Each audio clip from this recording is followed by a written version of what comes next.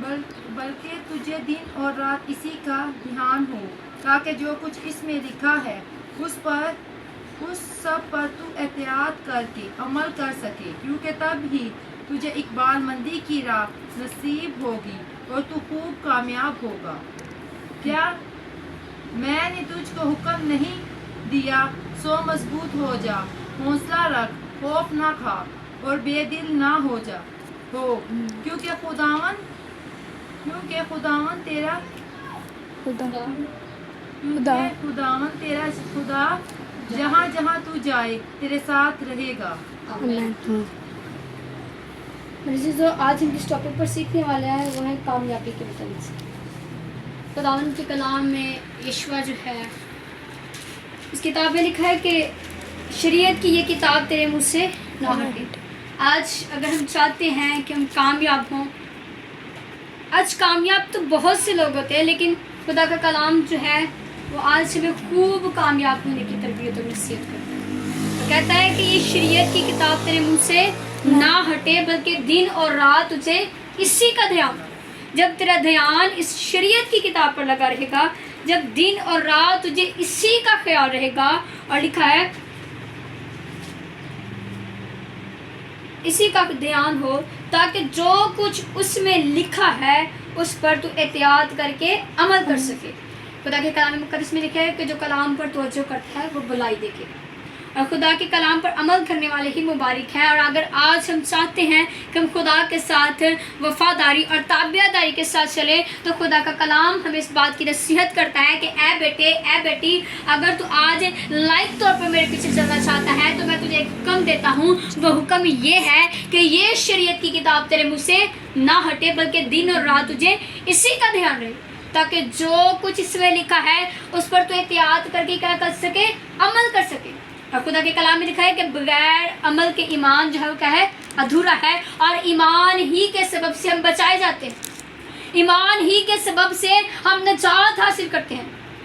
خدا کے کلام میں لکھا ہے کہ جتنوں نے اسے قبول کیا، جتنوں نے یسوع مسیح پر ایمان لائے، باپ نے یعنی کہ یسوع مسیح کے اوپر ایمان لانے کے وسیلہ سے وہ باپ کے بیٹے اور بیٹیاں ٹھہرے، فرزند ٹھہرے۔ یعنی ایمان جو ہے وہ ہمارے ایمان کو مضبوط کرنے کے لیے آج خدا کا کلام ہمیں اس بات کی نصیحت کرتا ہے اور کہتا ہے کہ تو اگر اپنی خدمت میں اٹھنا چاہتا ہے، خدمت کرنا چاہتا ہے، پریس ہونا چاہتا ہے، آگے بڑھنا چاہتا ہے، خوب کامیاب ہونا چاہتا ہے، تو یہ شریعت کی کتاب تیرے منہ سے نہ ہٹے، بلکہ دن اور رات، صرف ایک ٹائم میں نہیں، یا صبح یا صرف شام میں نہیں، بلکہ کہتا ہے کہ دن اور رات، دن ختم ہونا تو رات آ جاتی، رات ختم ہونا تو دن آ جاتا، یعنی دن اور رات ایوری ٹائم تیرا دھیان جو ہے وہ اس کلام پر لگا رہے۔ اور جب تیرا دھیان اس کلام پر لگا رہے گا، اس شریعت کی کتاب پر لگا رہے گا، تو خوب کامیاب ہو۔ لکھا ہے کہ شریعت کی یہ کتاب تیرے منہ سے نہ ہٹے، بلکہ تجھے دن اور رات اسی کا دھیان ہو، تاکہ جو کچھ اس میں لکھا ہے اس سب پر تو احتیاط کر کے عمل کر سکے، کیونکہ تب ہی تجھے اقبال مندی کی راہ نصیب ہوگی اور تو خوب کامیاب ہوگا۔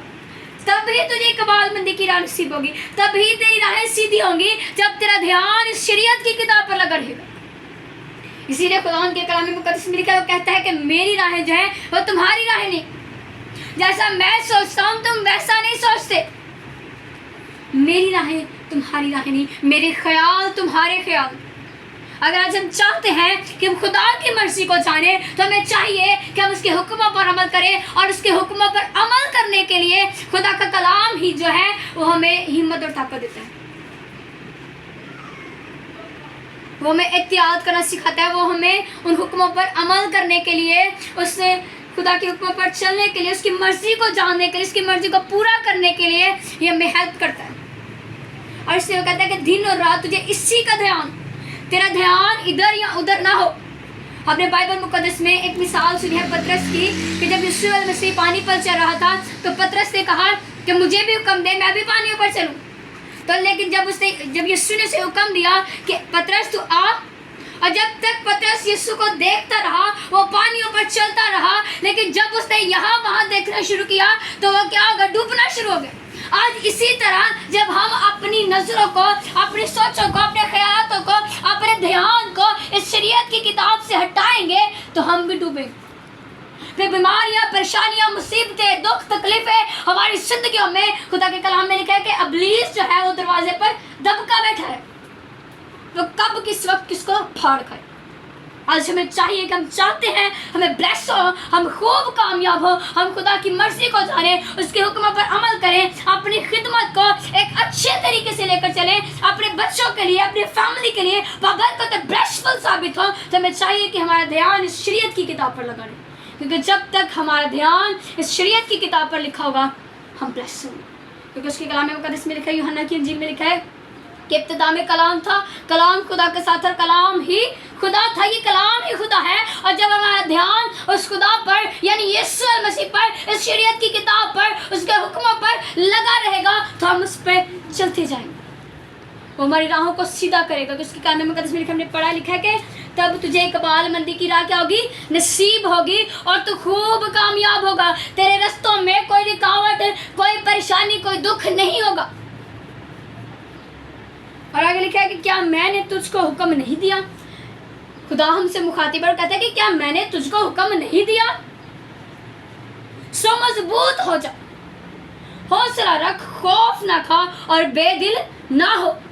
خدا کا کلام کہتا ہے، خدا یعنی یسوع مسیح، خدا باپ جو ہے ہم سے مخاطب اور کہتا ہے کہ کیا میں نے تجھ کو حکم نہیں دیا؟ کیا میں نے تجھ کو نہیں بھیجا؟ کیا میں نے تجھ کو نہیں چنا؟ کیا مجھے تیری فکر نہیں؟ سو مضبوط ہو جا، حوصلہ رکھ، صبر کر۔ اس کے کلام مقدس میں لکھا ہے نا کہ وہ وقت آنے پر سرفراز کرے، اس کے ہاتھ کے نیچے فروتنی سے ٹھہرا رہے۔ یوسف نے بچپن میں یعنی تقریباً 17 سال کی عمر میں اس نے خواب دیکھا، اس کا خواب کہاں جا کر پورا ہوا؟ اس نے حوصلہ کیا، وہ مضبوط رہا، وہ اٹل رہا، وہ کھڑا رہا۔ تو مشکلیں آئیں، پریشانیاں آئیں، دکھ آئیں، آزمائشیں آئیں، لیکن وہ اپنی جگہ سے نہیں ہٹا۔ اسی لیے خدا کا کلام کہتا ہے کہ میں نے